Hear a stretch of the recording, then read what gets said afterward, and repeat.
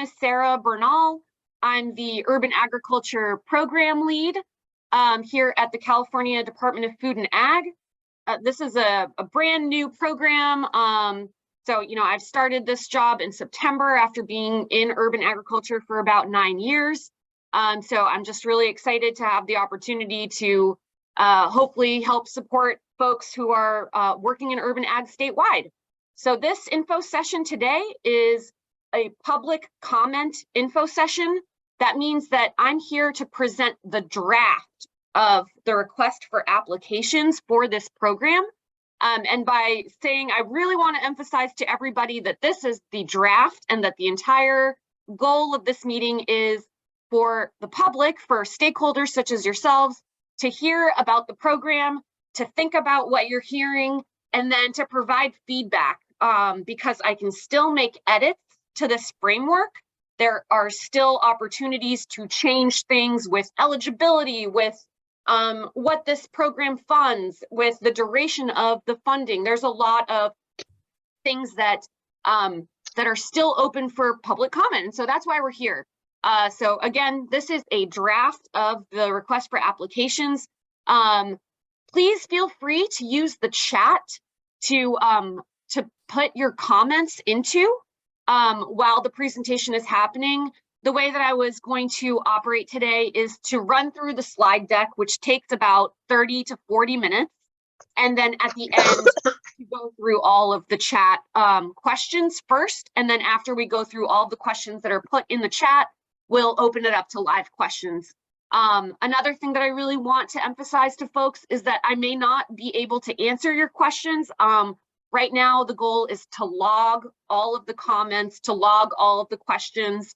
And then my goal is to make sure that I provide you with the correct answer, and those will all go public on the website, on the Urban Ag website at CDFA, no later than June 30th. Hopefully I will have all of your questions and comments responded to prior to then, but no later than June 30th. I'll send out a message to everybody who's enrolled in this webinar and make sure that you are aware that all of the comments have been responded to, and that you can find a document with your questions and my responses on the website. So, so again, I may not be able to answer your questions, and this is a draft presentation. So let's go ahead and get started. For folks who just jumped in, this call is being recorded, so just an FYI there. So here we are. This is the 2023 California Urban Ag Grant Program Info Session. So what to expect in this info session? What we're going to talk about today is the program overview. And so that includes definitions, the timelines, what it means to have eligibility in this project, funding details that include the grant term, the award amounts that are going to be presented, the allowable costs, what are the reporting requirements, and then we'll actually go into the application sections, and I'll talk about which parts of the application are scored and what kind of information we'll be looking for in order for you to earn points in those questions. So hopefully we'll be able to cover everything and make it really clear.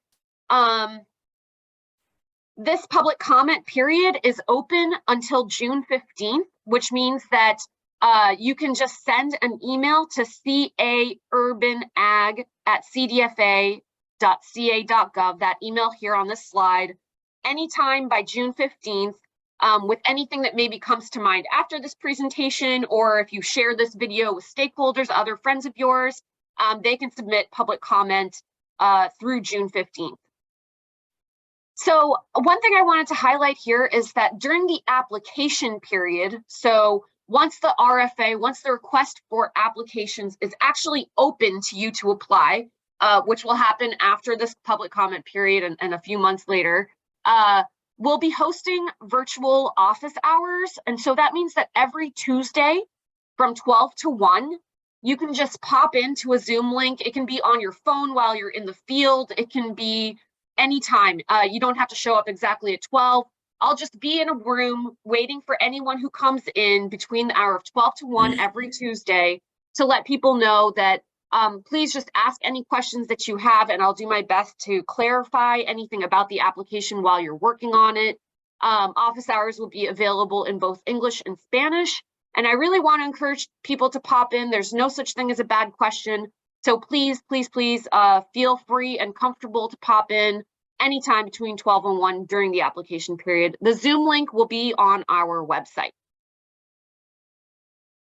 So the purpose and priorities of the 2023 Urban Agriculture Grant Program is going to be to award competitive grants to support projects that enhance the viability of urban agriculture in urban areas across California.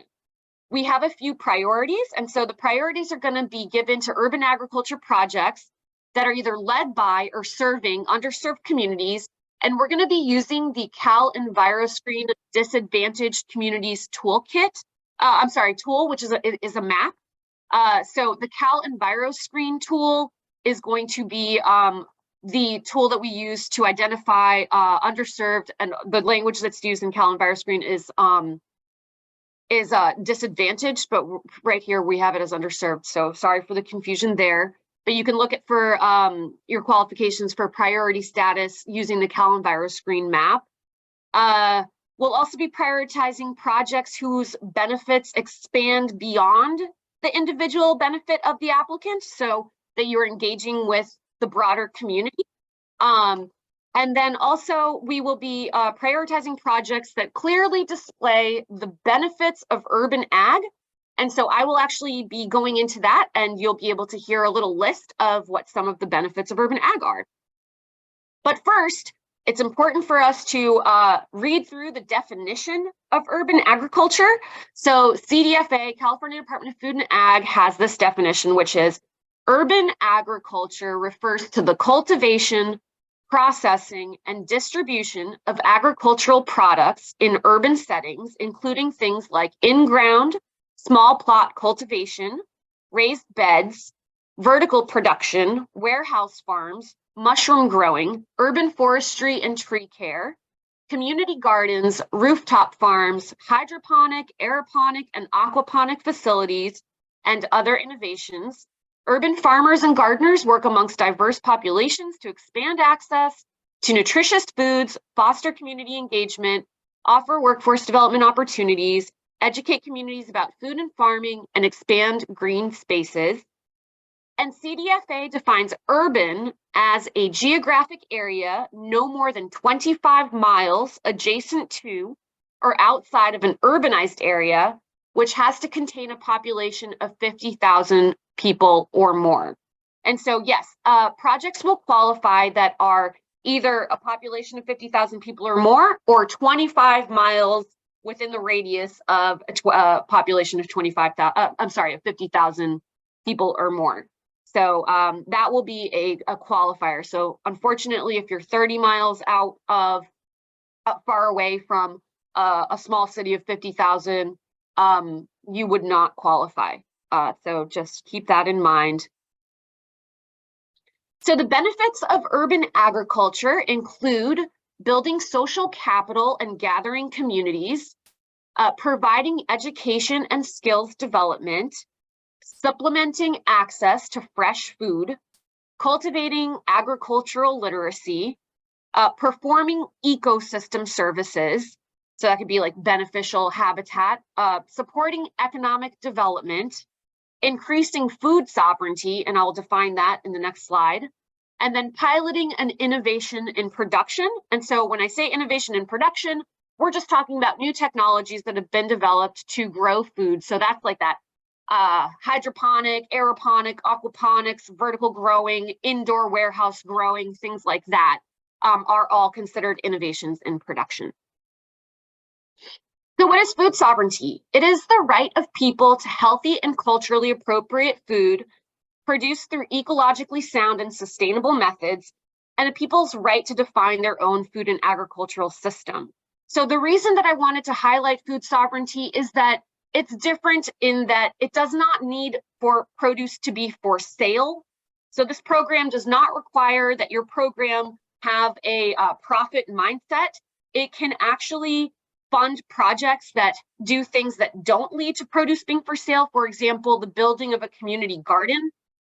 would absolutely qualify as a food sovereignty project. Anyone who maybe wants to support home production in their community by doing something like hosting a community workshop or providing seeds and starts to your community, or perhaps even providing technical assistance to home gardeners in your community. All of these would be examples of food sovereignty and not a for-profit model or focusing on selling of product. So just wanted to differentiate that here. This program has 2 funding tracks, and we're going to go into depth about both of them. So track 1 is called the Systems Builder Community-Based Block Grant. And then track 2 is the Urban Agriculture Practitioner Grant. Things to note here are that you may not apply to both funding tracks. If you receive a track 2 award, you cannot also receive track 1 funding. This will become more clear as I describe the tracks. And yes, you can absolutely apply to this grant if you have an existing grant with CDFA. So if you've done a Healthy Soils grant or a refrigeration grant or any other grant through the California Department of Food and Ag, you may absolutely still apply for funding in this grant program. So we'll start with track 1, which is the Systems Builder Community-Based Block Grant. This track will fund community-based organizations, also just referred to commonly as nonprofit organizations, with grassroots involvement in urban and regional food systems planning to increase their staff capacity in order to create and administer subawards to urban agriculture stakeholders in their region. And so the tasks that are involved in being a track 1 applicant are that you will be designing a subaward application.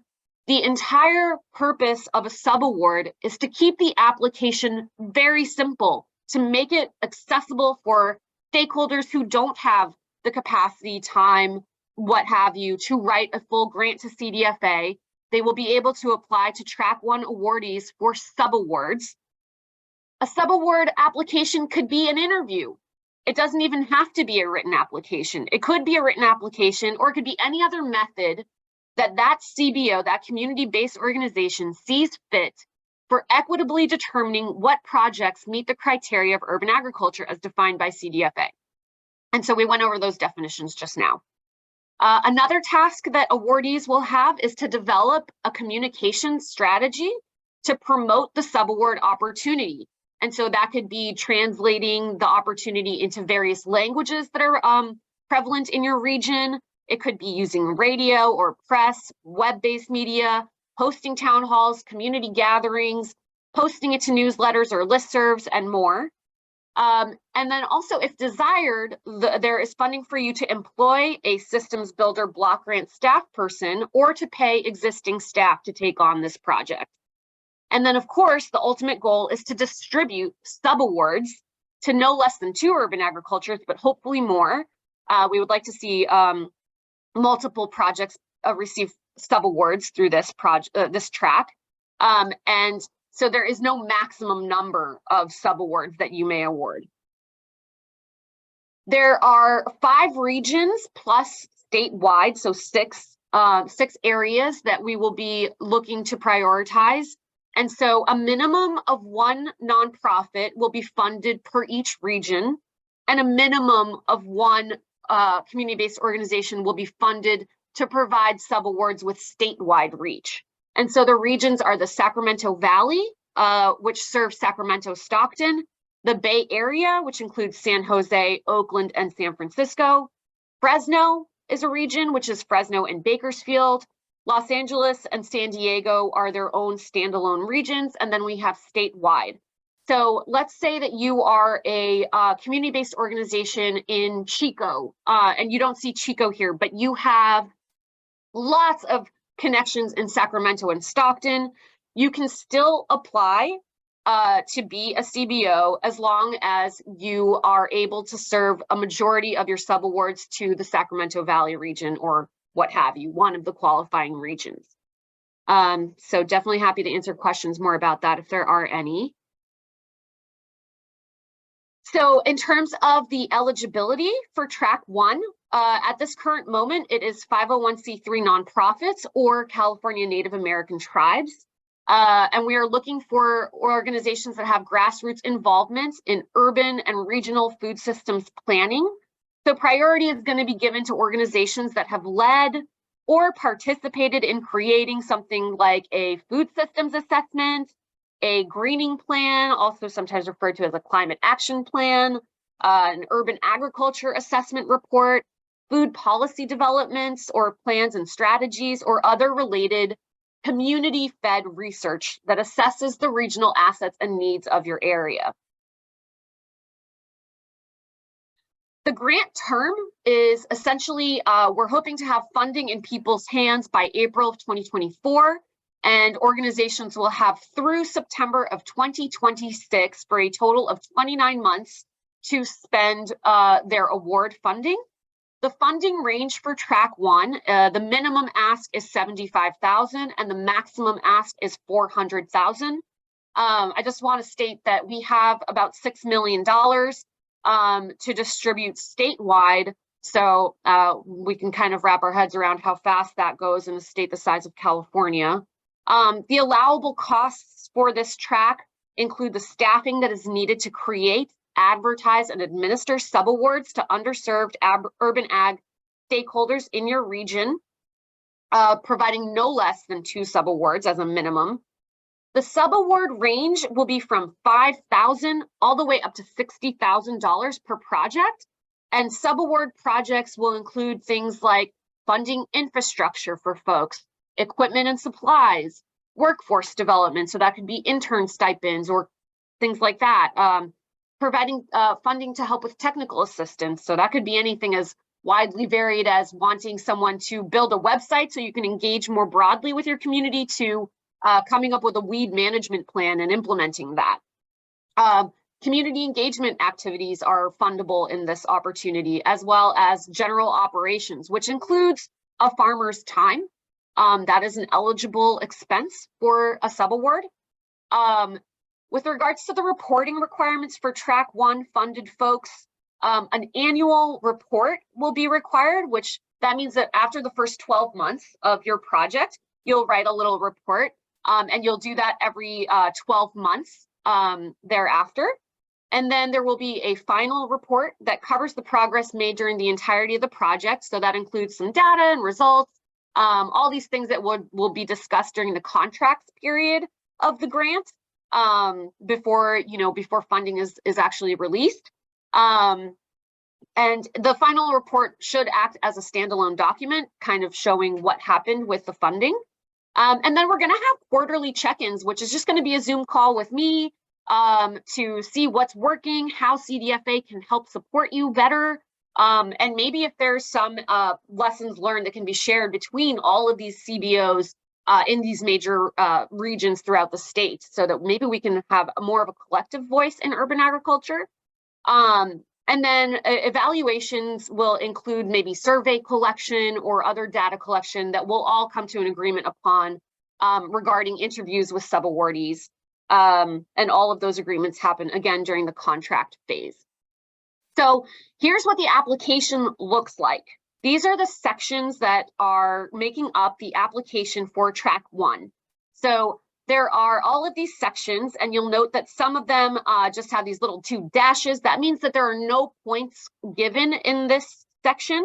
And then you'll see, points 15, 10, 25, 30, and 20. So these sections, that's the maximum awarded points for those sections. The way that grants work, for folks who maybe are not familiar, is that you will write answers to the questions in these sections, and evaluators will read your responses, and you will get points based on your answers. And so I'm going to go through each section and try to provide a little bit of a description of how you can get points and how to answer these different sections. So eligibility, no points. You'll provide your project title and summary. Also, there are no points for that. You'll provide just the total dollar amount requested for that section. For your project. No points in that section. So the first section that is scored receives a total of 15 points, and that is titled The Urban Agriculture in the Local Food System. You will get points by demonstrating how the benefits of urban agriculture help to meet an existing need in your community. So that's for a total of 15 points. Those are what you're going to want to talk about in that section. The second section that has points is participation in food systems evaluation work. And so you will get points for having led or participated in a systems evaluation report. The third section is managing subawards, and you will get points for in this section for being able to demonstrate your experience working with grant funding and contracts, essentially that you can manage subawards, that you will be able to distribute funding to other stakeholders in your area. The fourth section that receives points is the community collaboration section, and there will be points in this section for the letters of support that demonstrate that you have strong community-based collaborations in your region, that you are a trusted organization that has a spirit of collaboration in your region, and that you would be great at distributing subawards to underserved urban ag stakeholders. And then the final section that receives points is for your outreach and communications plan. And so you will receive points in this section for the number of different outreach strategies that you employ to announce your subaward program. The final sections in the application include the project work plan. So that'll be like what activities you plan on doing throughout the grant period. So it's kind of like a timeline of activities. And then your reporting and evaluation is not scored, as well as the budget, which is not scored. So there's a total of 100 points that can be gained in this. The next slide that I'm going to have here is, these are two places that I'm personally seeking your opinion, your thoughts on. I would really love to hear your public comment about these sections. By no means are these the only places that you can provide your thoughts and comments, but this is something I wanted to throw out there because I'm looking for assistance on how this feels to applicants, to potential applicants. And so there are two sections that I really, really wanted to get your public comment on, and that is the community collaboration section and the outreach and communication plan section. And so the reason that I'm looking for public comment on this is because the community collaboration section, it's got the maximum amount of points. You can get 30 points for this section. And in order to earn the maximum amount of points, you would need to provide 16 plus letters of support. And so from community partners. I know that that sounds like a lot, but it's also the largest tool that we have to measure whether or not an organization genuinely has grassroots connections throughout a region and is really well suited to provide these subawards to underserved stakeholders and as a trusted community member. So 16 letters of support is just what you need to get the maximum points. But by no means, if you provide, let's say, 10 letters of support, you will absolutely get points. It just won't be the maximum 30 points. So my question is, how many letters of support really show, the ultimate authentic grassroots community-based trust? Please think about that. I want your feedback on that. I know that 16 sounds pretty intense, but I also have to find ways to weed, to identify organizations that have robust relationships within the community. So that's one question for public comment that I'm seeking some feedback on. The second one is on outreach and communications. So right now, to earn the maximum points, you would need to demonstrate 6 or more strategies that have proven success for you to do outreach to the community. So my question here is, should points be given for strategies that have been used by the organization in the past and been successful, or to organizations that are committed to providing a wide range of outreach strategies to announce the subaward moving forward? So the strategies that are described in this section of your application are a commitment for you to act these out. So the question is on the number 6 strategies for maximum awards, maximum points, and to differentiate between strategies that an organization has proven to use successfully or ones that they are committed to exercising throughout this grant period. So those are the 2 things that I wanted to highlight here. In order for you to submit public comment outside of participating in this webinar, please make sure to send your comments in no later than 5 p.m. on Thursday. And to include in the subject line of your email, urban agriculture stakeholder comments. Please let me know what funding track you're talking about, if it's track 1 or track 2. And you can send that to the email right here, caurbanag@cdfa.ca.gov. And I'll have this information one last time after we go over track 2. So track 2. Track 2 is the Urban Agriculture Practitioner Grant, and track 2 will fund urban agriculture projects directly that are led by or serve underserved communities in urban areas throughout California. So the Cal Enviro Screen tool will be used to identify underserved areas and projects that clearly execute one or more benefits of urban agriculture, which I read earlier, including building social capital, providing education and skills development, supplementing access to fresh food, cultivating agricultural literacy, performing ecosystem services, supporting economic development, increasing food sovereignty, and piloting innovations in production. These are going to be the projects you have to just clearly execute one or more of these benefits.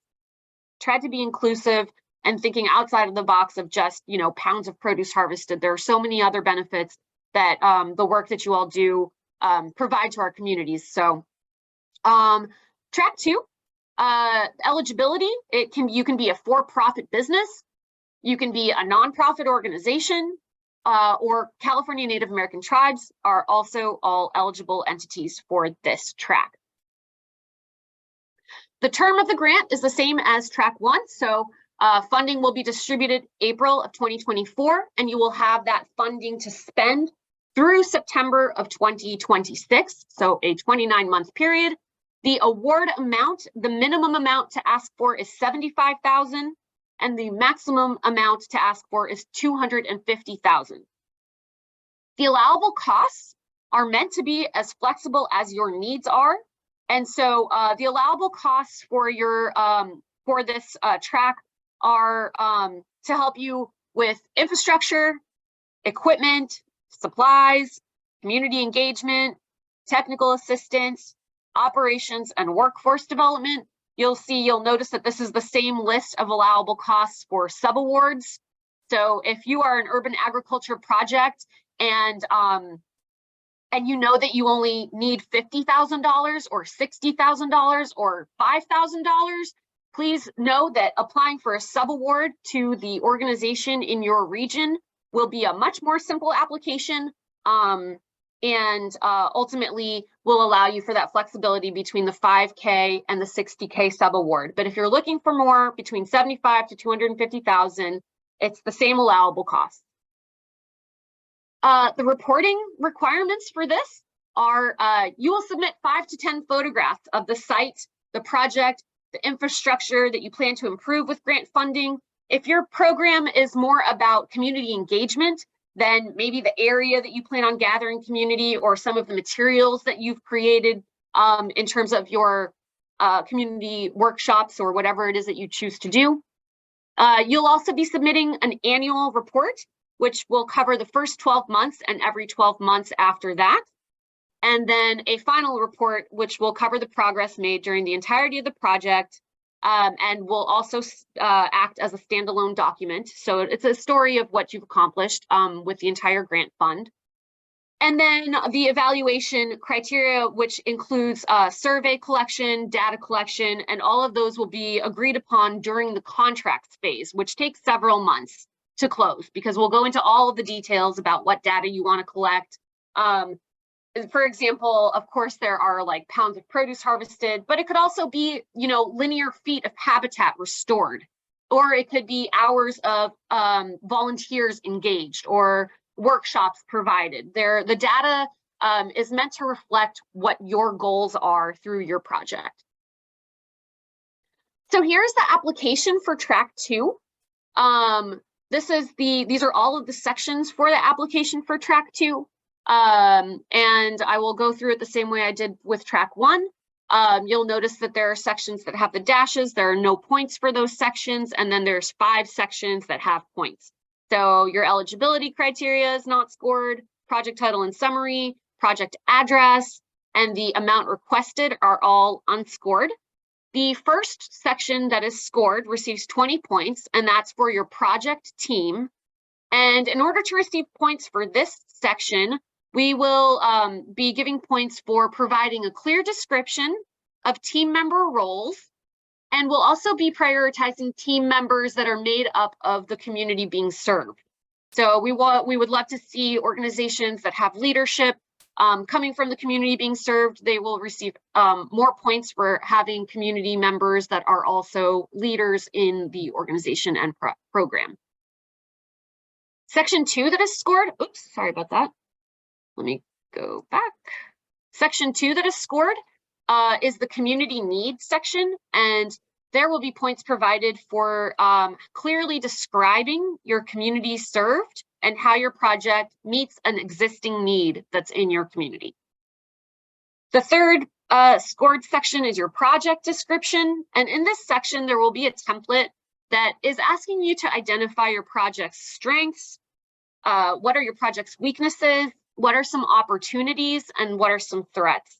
And so there'll be a form that you fill out and discuss what are these 4 sections of your project. So that'll be your project description section for 25 points. The 4th section is called building resources. And this section is about providing letters of support from collaborators. And when I say collaborators to your project, that could be the person you lease land from, it could be customers that purchase your product, or people who you feed through a donation program. It could be community centers that you recruit interns from. So letters of support can come from whoever is helping to support and engage with your project. And then the last section that receives points is the project evaluation section. And that'll be, points will be included for folks who are able to describe who's going to collect the metrics that demonstrate the success of your project. And again, that can be anything from, linear feet of habitat restored, pounds of produce harvested, hours of community engagement work performed, or so on. So that is up to you to determine what those metrics and data are that show the meaningful work you've accomplished in your program. And that's also for a total of 100 points. So this is the 2 areas that I was looking for public comment on, or that I wanted to highlight personally regarding track 2. And so the 2 areas are, I wanted to talk a little bit about the community needs section. I wanted to provide an example to make sure that it's really clear how variable a community need can be expressed. And then I also will talk about the building resources section. So for community need, I just wanted to provide an example here. So a community need may be, for example, access to fresh, healthy food, or a community need may be more workforce development opportunities for residents in the area. You might want in your grant, what you might need is to purchase more equipment. So maybe you want a walk behind tractor or a some kind of equipment that you need for to increase your production. So purchasing equipment, for example, it will increase your operations efficiency, thus allowing for more production at a reduced cost of labor and time. So this increased production will allow for higher yields, thus meeting a community need identified as a food desert or food insecure areas. So even though you're purchasing equipment, that purchasing of equipment may be meeting the community need for food insecurity. Or purchasing equipment may also provide more training opportunities for interns or other employees or folks that you have that are participating on the farm. And so that same piece of equipment may also be a training opportunity for interns to add a more robust workforce development pathway, thus aiding community members in employability at a green job. So I just wanted to give that example to sort of show how purchasing a piece of equipment can really help meet 2 very different community needs, food insecurity and workforce development. The second thing that I wanted to talk about here was the building resources section. So to earn maximum points in this section, applicants would need to submit 5 letters of support to get maximum points. So if you submit 3, you'll get fewer points, and then if you submit 1, you'll get fewer points. But the letters should describe the nature of your relationship and how the proposed project will help your farm reach its goals. So if it's customers or whatever, those letters of support demonstrate somebody who's supporting your collaborative relationship. My question is, how does the number 5 feel as the number needed to get maximum points? So just throwing that out there for any feedback that folks might have. This is that information that I shared earlier about how to submit your public comment. So please send your public comment via email to caurbanag@cdfa.gov no later than 5 p.m. on Thursday, June 15th. And let's see. So all of this information will also be on the website. So in case you don't write this email down, or you want to share this presentation with friends, it'll be available on the website. So what's the timeline for this grant? We're in June right now. It's June 2023. We're here doing public comment. So public comment will close. I will have answers to all of your questions or comments by June 30th. And then that means that for the month of July, I can make edits to the request for applications, incorporating public comment, trying to make this as inclusive a program as possible, making sure that we are meeting your needs as stakeholders statewide. So all of July will be making edits to the request for applications and then having that re-approved through the multiple layers of government that have to approve the grant framework. The goal will then be that by August 1st, we'll have the final request for applications out and open for people to start applying. The application period will be all of the month of August and through the month of September until the 28th. Applications will be done on the online portal, which there will be information for that on the website. And then the months of October, November, and December are going to be all of the reviewing and scoring of applications. Each one of your applications needs to be evaluated by 3 separate evaluators. And so that's why it takes so long for this scoring to happen. We want to make sure that there isn't any bias from one person scoring to another person scoring, hence 3 people have to read the same application. And if we get 300 applicants, that's 900 reviews. So October, November, December will be dedicated to review and scoring applications. We're hoping for by the end of December to notify awardees of who has received funding. January, we will start the contracts and grants agreements period, which is the most onerous part of this process, is creating the official contract and budget and finalizing your data and requirements. All of that takes a substantial amount of time and energy. So that will start in January. And then the goal is to have funding in hand, funding in your projects available in April of 2024, giving you the 29-month period to complete your projects by September of 2026. This grant has no matching requirements. You do not need to add any additional funds from your other budgets to prove that you can access this funding. No additional points will be given to people who have matching, so there's no priority for matching there. In this grant, upfront payments are allowable. So that means a lot of times grants are reimbursement based, which makes it very hard for organizations to actually do the work. In this grant, the framework is upfront payments are absolutely allowable. The only restrictions that the state has that I can't do anything about, this is how upfront payments work, is you will be able to get advance payments that will not exceed the amount that you need for 3 months at a time. So whatever your work plan is for April, May, June, let's say you need $50,000 to complete what you need through those 3 months, you will get that 3-month advance payment, but you need to make sure to spend all of that down before you ask for your next advance payment for 3 months at a time. So that's how the state operates advanced payments. You'll just send an invoice for what you need, and you will be able to get that advance payment so that you can do the work that you need to do. Once you get to 10% of the award amount, that cannot be processed upfront. You will need to be prepared to cover that last 10%, and then you will be reimbursed at the end upon completion of your grant. Indirect costs, so that includes everything that's not directly related to the work. So, the accounting that has to happen, the administrative work that has to happen, printing or utilities that are associated with the program.